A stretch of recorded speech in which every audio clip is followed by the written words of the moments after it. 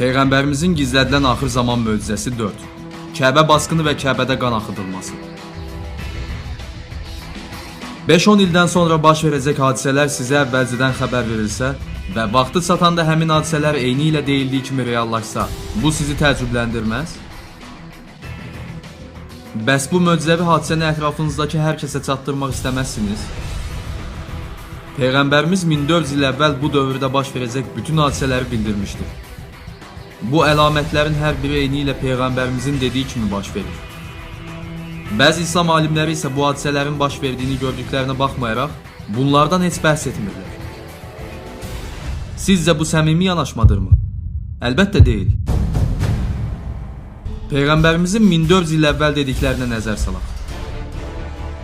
Onun, Hz. Mehdi əleyhissalamın zuhur edəcəyi il, insanlar həccə başlarında rəhbər olmadan gedəcəklər.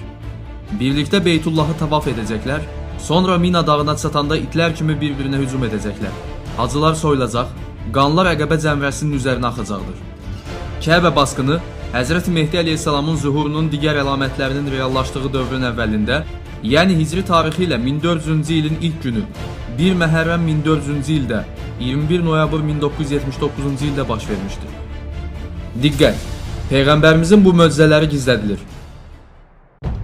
Diqqət edin!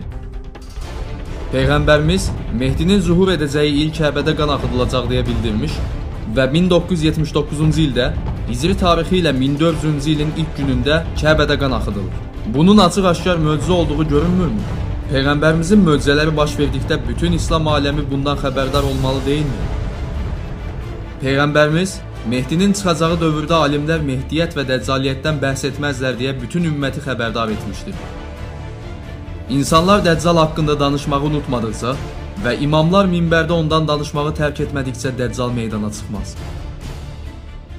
İslam alimləri hədisdəki bu xəbərdarlığı qulaq ardına vurmamalı, Peyğəmbərimiz sallallahu aleyhi və səlləmin axır zaman möcüzələrini gizlətməkdən çəkinməlidirlər.